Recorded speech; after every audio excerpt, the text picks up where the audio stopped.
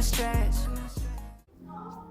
Hi guys, I'm Ahmad Dafi Aiman from Playlist Diploma in Business Student. Today I'm with My name is Shaim Jasmi. I'm the marketing director for AgainstLab, and today we're going to be answering questions about AgainstLab, right? yeah. Yes. Okay, so the first question: What is AgainstLab? What is AgainstLab? Yeah. So AgainstLab is a streetwear brand based in Kuala Lumpur. So our multidisciplinary is on streetwear, but we try to actually infuse more on the Malaysian culture into the brand and into streetwear. Yes, with some modern approach as well. So could you tell me more about the company? As in, when did it started? Okay, so AgainstLab started fully in 2016. So we just celebrated our 10-year anniversary last year.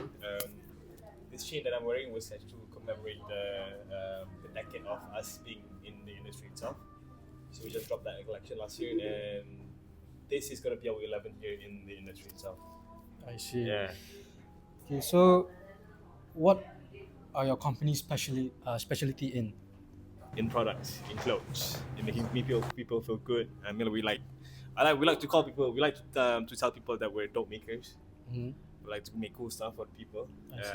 and that is the reason why our store is based in Pudu as well. It's where the kids actually get their characters from, personalities getting developed in this area itself. I see. That is the focus of AgainstLab in terms of like creating products for those kind of niche.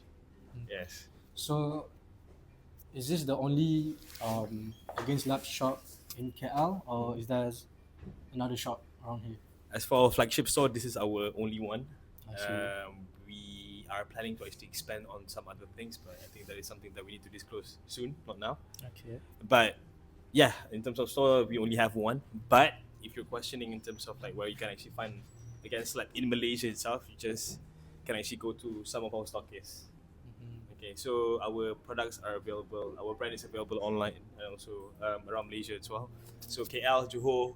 We also have some stores in Japan, I see. Taiwan, and also mainly is in KL, Johor, and also Penang. Yeah.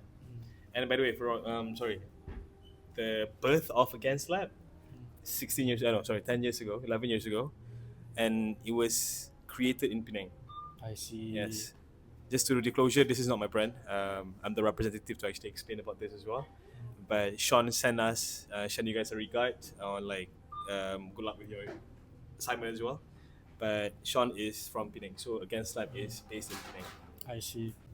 Hello, my name is Giovanni Nanfani. So I'm part of the Taylor's group assignment for my business communication. So I'll be interviewing. What's your name? Shaim. Shahim.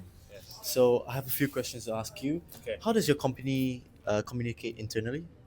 By communicating internally, does it mean like how we discuss on the things that we're happening around the business? Yes. Okay.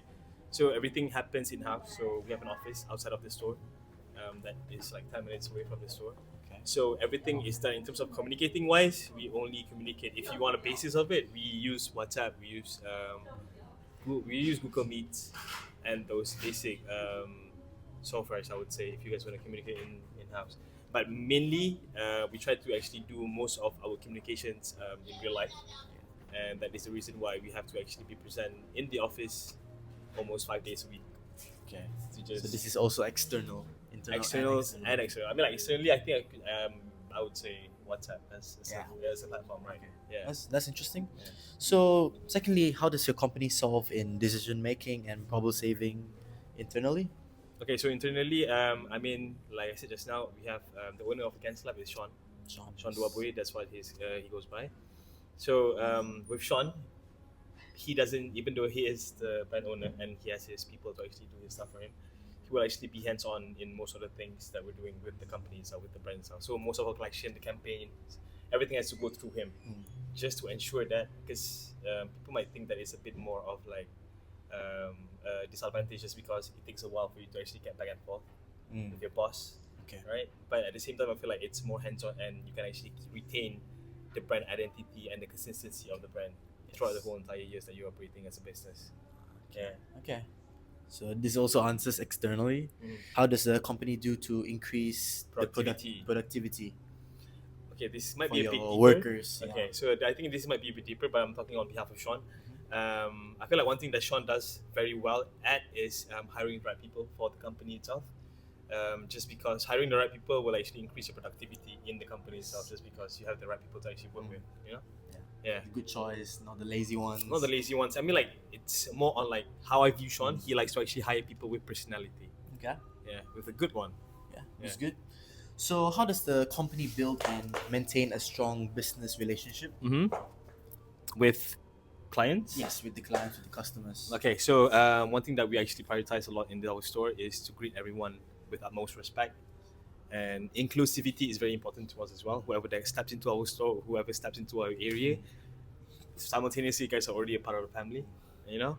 So treating people with respect and making sure that the company produces good energy, even though our brand has always been about going against the norm, a bit more rebellious and all, but then that's always a side thing for being generous and kind towards your own people, you know. Yeah. Thank you.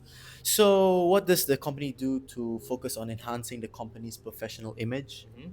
So, So in terms of that, I feel like that is one thing that Sean is already doing this year as well. I mean, like, he is trying to structure more on like the system on how you should operate this company itself, so that it can actually run more smoother, right? And at the same time, in terms of the second question was boosting. yeah, you know? boosting Okay. the Promotional image. Image. All right. So basically, as a fashion streetwear brand, as a streetwear label, it's very important on how you portray your image online, because that is the first thing first where people are gonna look for your brand aesthetic, Sure.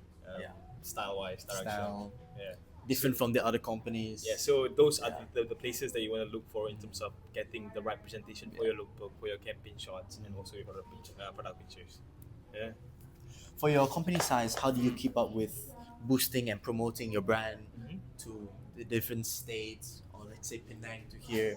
How do you do that? How do you promote it? We try to actually promote it very physically as well. We, as much as the world is going towards digitalization now, everything is online.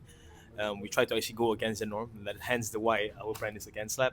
So instead of actually trying to promote it online and making it look cool online, might as well we actually go to the turf and actually promote our products in real life with our own pop-up, with our own booth, with our visual merchandising. That is very important, just because brand connection with your customers is the first or the second best thing to actually have happen if you are a business owner yourself.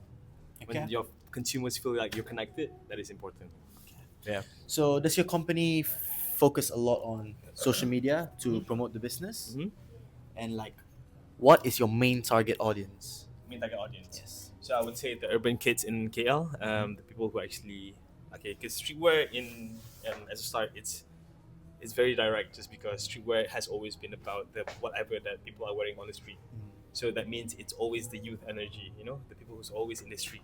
Okay, it doesn't have to be like you're in corporate or anything, but then it's always, if you are in the street and you like to dress up knowing that you're in the street, not gathily, but then appropriately in terms of like whatever the modern discipline is currently at with streetwear, right? Yeah. So I feel like that is definitely one thing that we can actually improvise as well. Yeah. That's perfect. Thank you so much. Okay, my name is Nizam Ismail and I'm studying in Taylor's and I'm doing diplomas in business. All right. Okay, Shaim, what are one of the biggest problem your company has faced? So far, I mean, I cannot speak for the longest of time just because I just joined this company 2 years ago. But in terms of during my tenure at AgainstLab, I would say the biggest challenge is to make sure that people understand your vision in the industry. You know, what kind of brand you are as a whole, like company-wise, branding-wise, making sure that everyone is aligned in terms of like what we are actually pushing forward in the future.